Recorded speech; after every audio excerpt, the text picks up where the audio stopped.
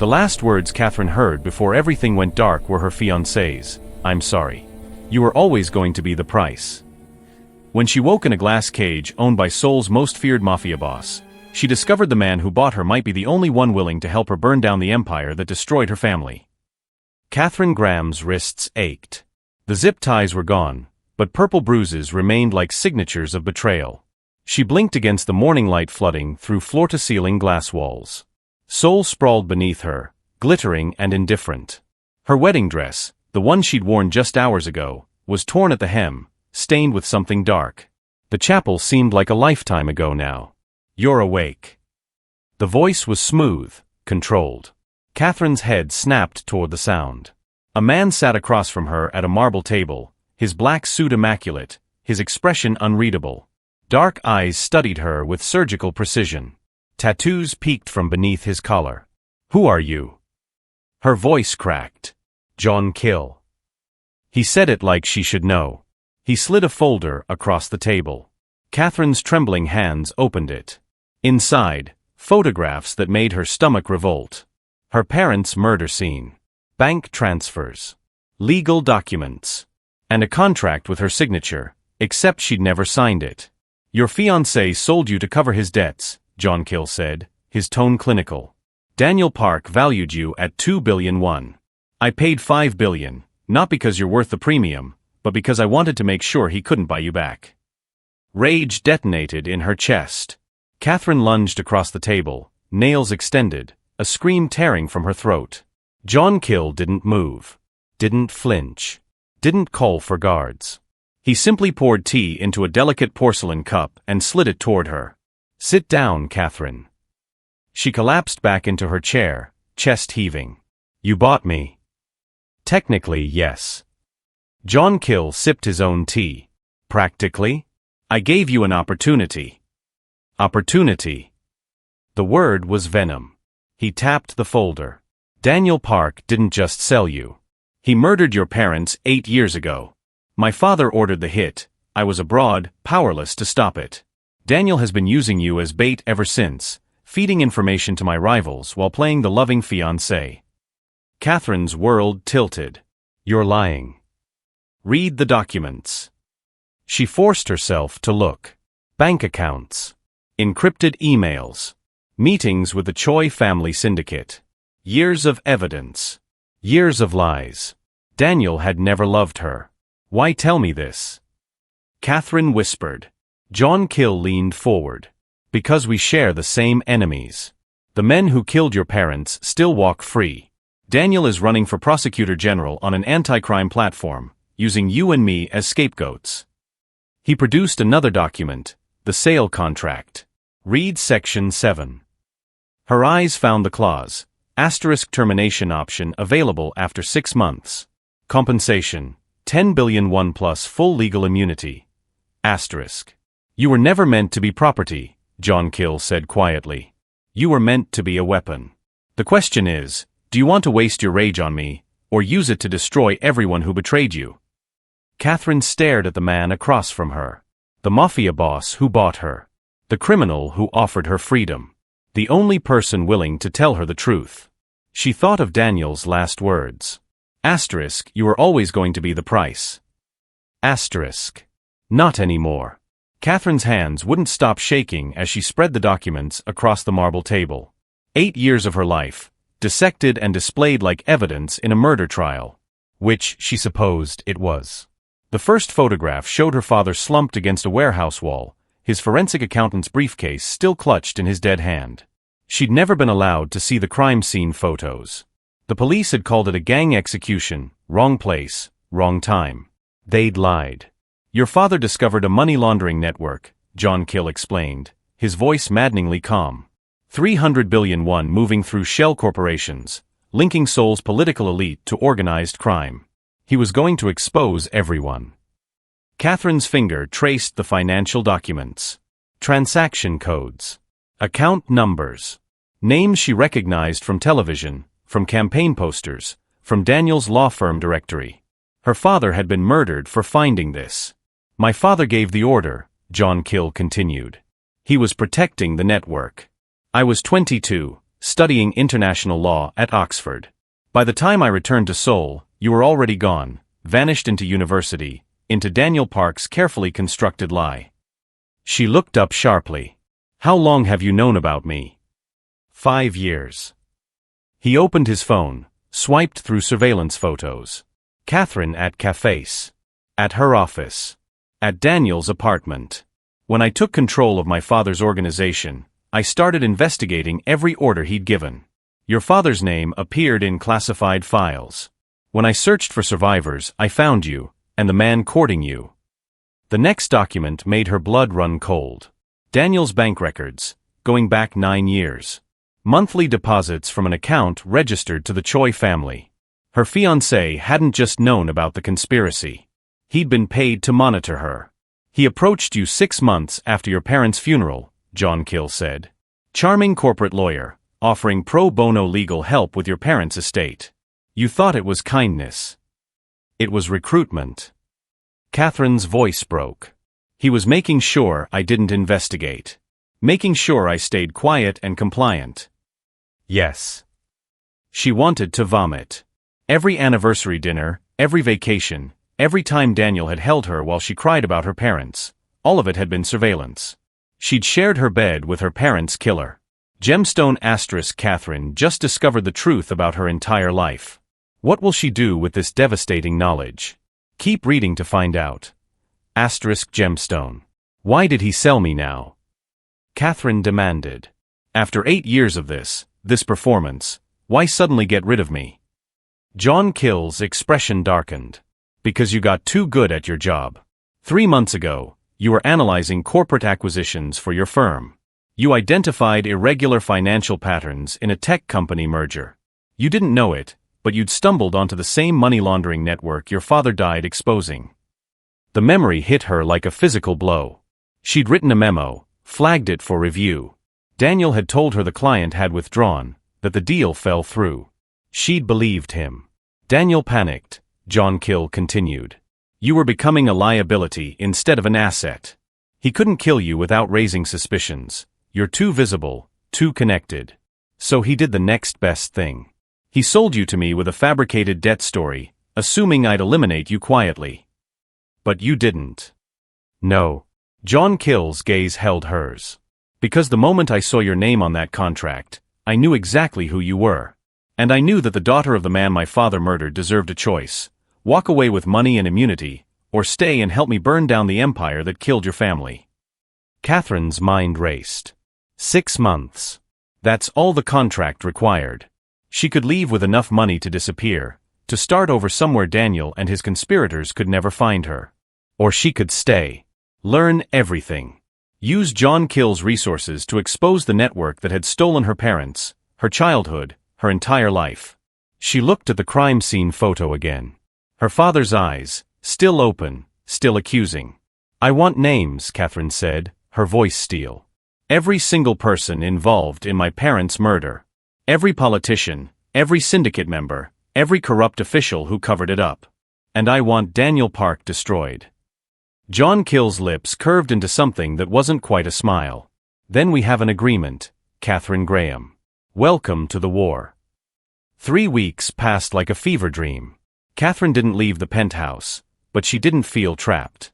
She felt armed. Jeon Kil's world was nothing like she'd expected.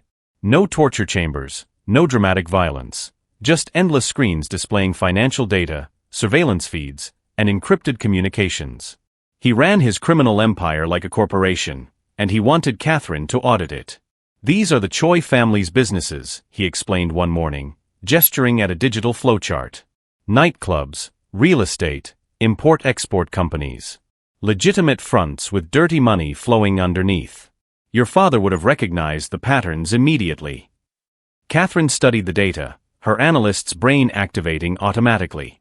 Within hours, she'd identified 3 shell corporations funneling money to offshore accounts. By evening, she'd traced those accounts back to a construction firm that had donated heavily to Daniel's prosecutor general campaign. You're wasted in corporate finance, Jeon Kil observed, watching her work. You should have been investigating financial crimes. I was investigating, Catherine replied bitterly. I just didn't know it until Daniel sold me to shut me up. The work consumed her. She barely noticed when Jeon Kil's staff delivered meals, when they replaced her torn wedding dress with designer clothes still bearing boutique tags. She was too focused on building the case that would destroy everyone who'd betrayed her. But Jeon Kil noticed everything. One evening, Catherine emerged from her makeshift office to find designer boxes stacked in the living room. Chanel, Dior, Valentino. Gowns in jewel tones, shoes that cost more than her monthly salary used to be, jewelry that belonged in museums. "What is this?" she demanded. Jeon Kil looked up from his phone. "Insurance. I don't need. You're attending a charity gala with me next week. Daniel will be there with his political allies, celebrating his prosecutor general nomination. You need to look untouchable." He stood, adjusting the collar of her current outfit with unexpected gentleness. "I'm not buying you, Catherine. I'm arming you. There's a difference." She wanted to argue, but the tactical part of her brain understood. Appearing as Jeon Kil's companion, draped in luxury and confidence, would send a message. Catherine Graham wasn't a victim. She was a threat. That night, everything changed. Catherine was reviewing documents when gunfire erupted outside. She froze, laptop sliding from her lap as armed men stormed the penthouse perimeter. Through the glass walls, she watched Jeon Kil's security engage the attackers. A coordinated assault, professional and brutal. Jeon Kil appeared instantly, weapon drawn, positioning himself between Catherine and the windows. "Stay down." But the attackers had already breached the lower floors. One appeared in the penthouse doorway, automatic rifle raised. Time slowed. Catherine saw the muzzle swing toward her, saw Jeon Kil move, saw. The impact threw him sideways. Blood bloomed across his white shirt. He'd taken the bullet meant for her. Catherine's training evaporated.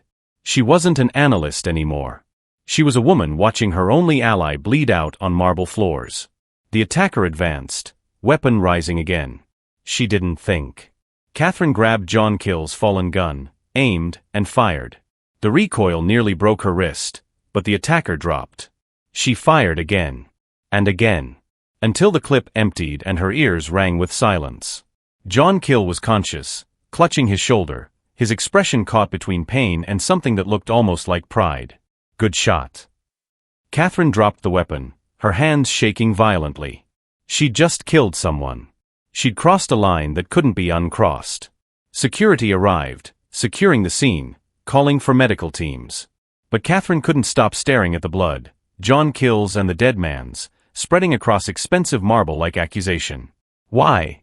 she whispered. "Why did you shield me?" Jeon Kil's answer was simple, "Because you're not merchandise, Catherine. You never were."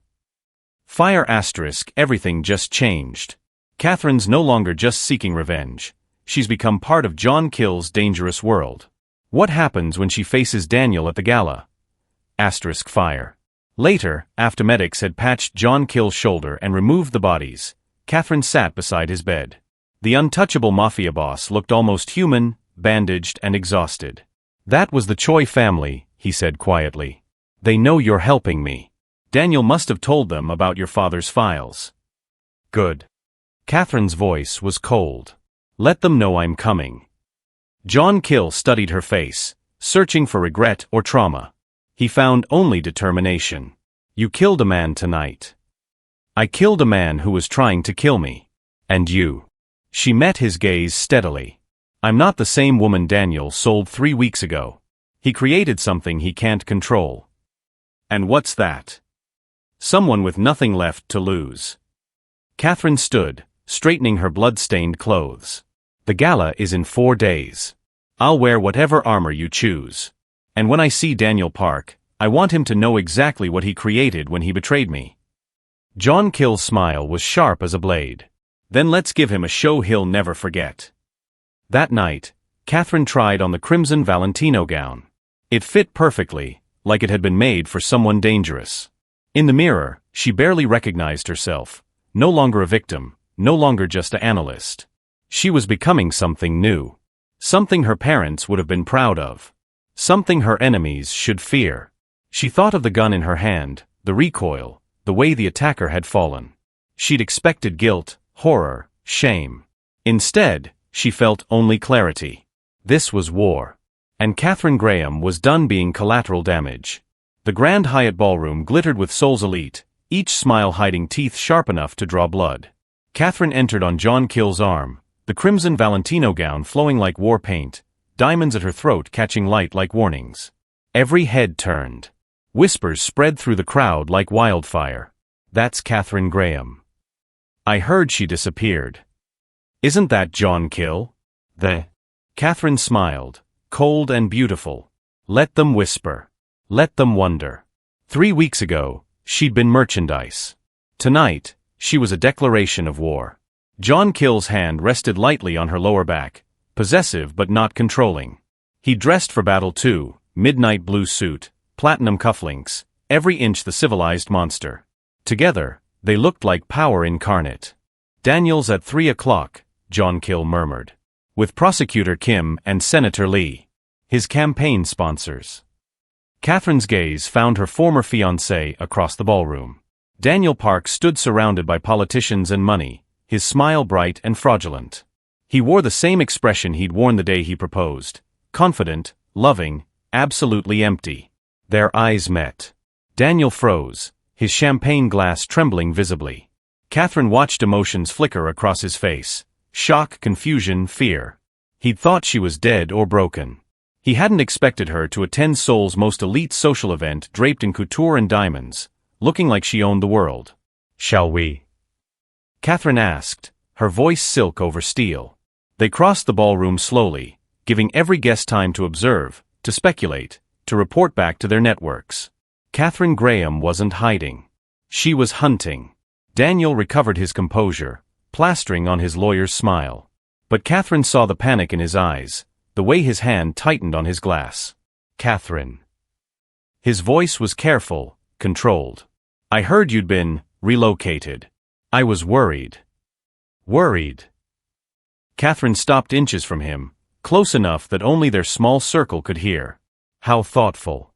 I'm sure you lost sleep over the woman you sold to settle your gambling debts. Daniel's smile cracked. I don't know what lies. 2 billion won, Catherine interrupted. That's what you valued me at. Unfortunately for you, Jeon Kil paid 5 billion. He wanted to make sure you couldn't afford to buy me back. Prosecutor Kim's eyes widened.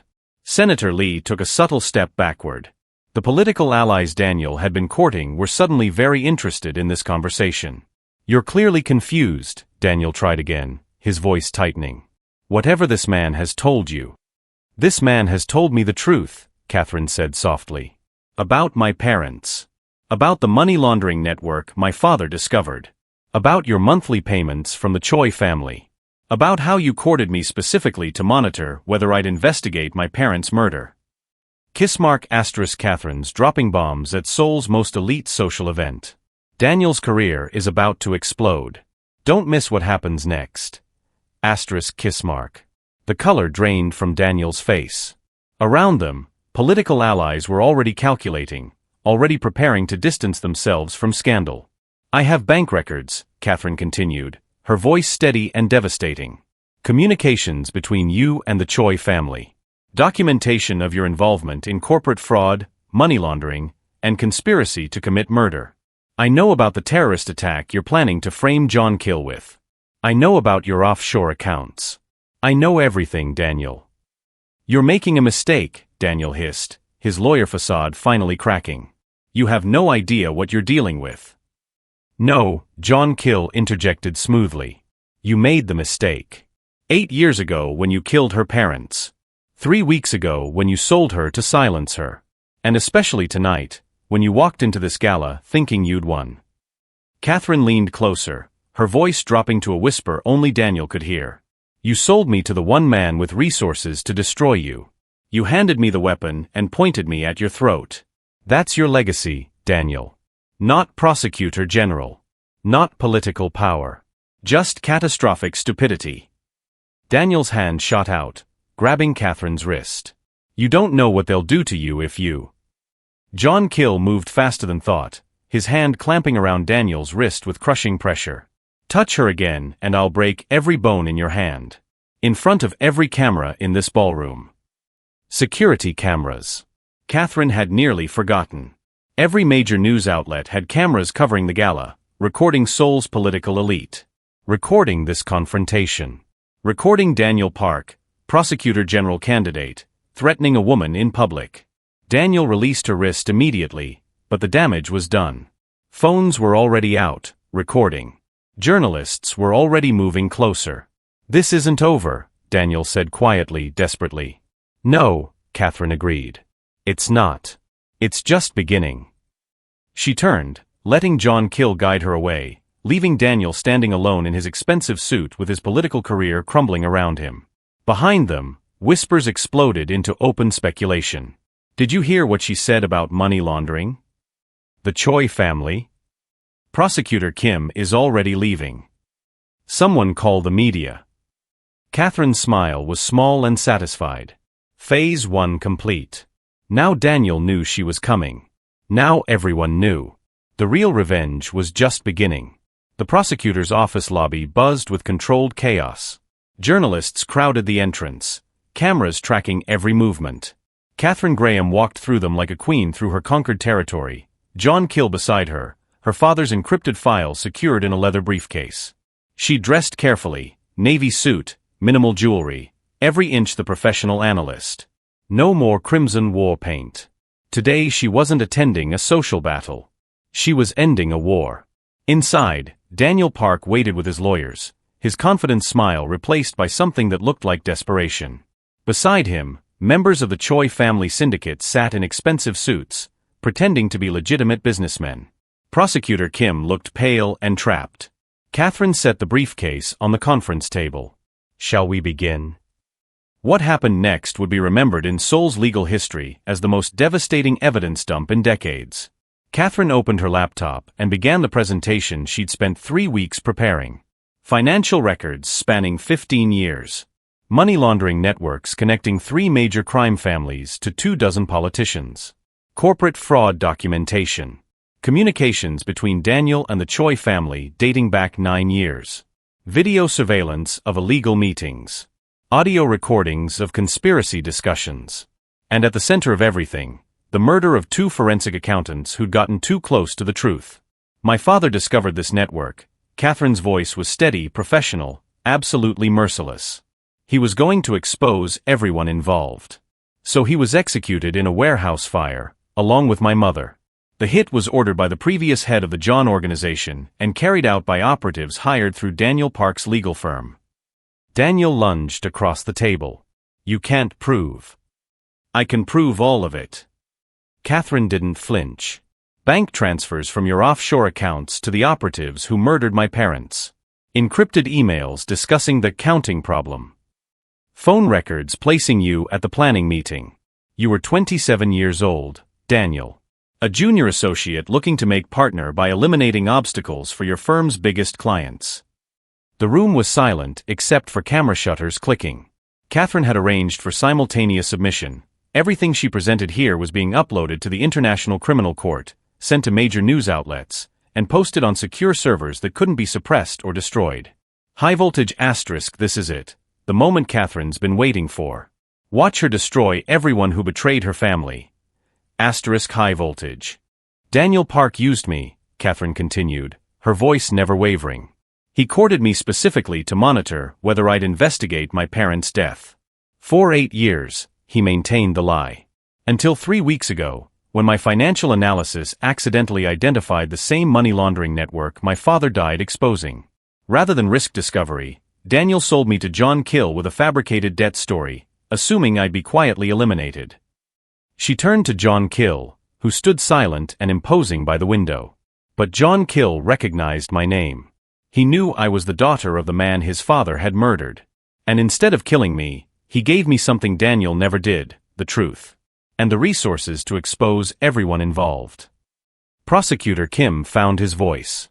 "You're confessing to collaboration with a known criminal organization?" "No." Catherine produced another document, the sale contract, now annotated by 3 of Seoul's top legal experts. "I'm confessing to being sold like merchandise by my fiancé to settle his debts. The contract includes a termination clause granting me full legal immunity after 6 months of cooperation. Everything I've done has been as a coerced consultant operating under duress. My legal team has ensured every action I've taken is defensible in court. Daniel's lead lawyer went pale. That's brilliant, Jeon Kil finished calmly. Catherine isn't a collaborator. She's a victim who documented her captor's criminal activities in exchange for survival. The evidence she's gathered is admissible, obtained under circumstances that grant her whistleblower protections. Catherine advanced on Daniel, her voice dropping to something cold and intimate. You sold me because you thought I was weak. Helpless. A liability you could dispose of. He kept me because he recognized what you never did. I'm my father's daughter. I'm a forensic analyst who spent 8 years buried in corporate finance, learning to trace money through labyrinths of fraud. You handed me to the one person who could weaponize those skills. Catherine. You chose wrong, Daniel. You always chose wrong. 8 years ago when you killed my parents for career advancement. 3 weeks ago when you traded me to save yourself. And especially today when you walked into this building thinking you could still win. She stepped back, addressing the room, the cameras, the future. I have submitted evidence of financial crimes, conspiracy, and murder to the International Criminal Court, the Korean Prosecutor's Office, and 15 major news outlets. It is time-stamped, verified, and cannot be suppressed. By tonight, every name in these files will be under investigation. Daniel tried to run. Security stopped him at the door. Prosecutor Kim was already on his phone, likely calling his own lawyers. The Choi family representatives sat frozen, calculating whether violence or legal defense would serve them better. Catherine turned to Jeon Kil. I've fulfilled my end of our arrangement. The evidence is submitted. The conspiracy is exposed. Yes, Jeon Kil agreed. You're free to leave, Catherine Graham. 10 billion won, full immunity, and a clean start. Just as the contract promised. The room waited.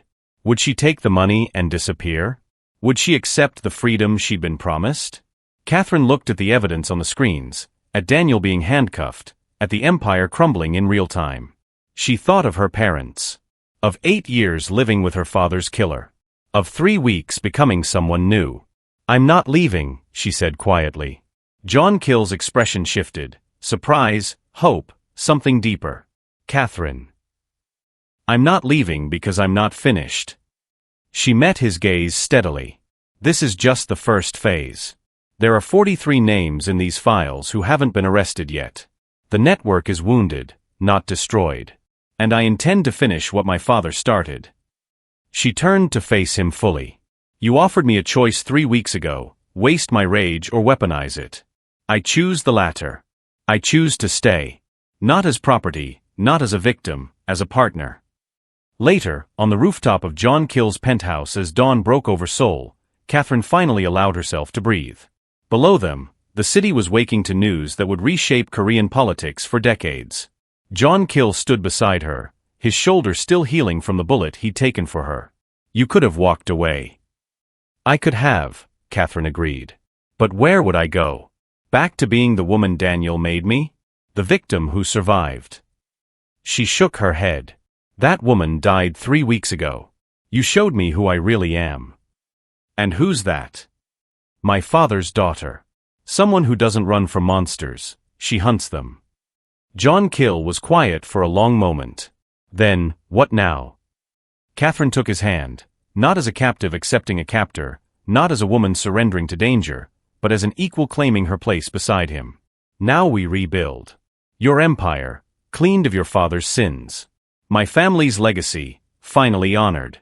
And together, we burn down everyone who thought they could kill with impunity. His smile was rare, genuine. Together. Below them, Seoul gleamed in the morning sun, beautiful and corrupt and full of people who had no idea that 2 people forged in tragedy had just rewritten its entire power structure. Catherine thought of the girl in the wedding dress who'd woken in a glass cage 3 weeks ago. That girl was gone. In her place stood someone stronger, sharper, more dangerous than anyone had expected. Revenge wasn't just achieved. It was ongoing. And Catherine Graham was just getting started. Sparkles * Catherine chose partnership over freedom. Want more dark romance revenge stories where women weaponize their brilliance? Subscribe now for exclusive content. Asterisk sparkles.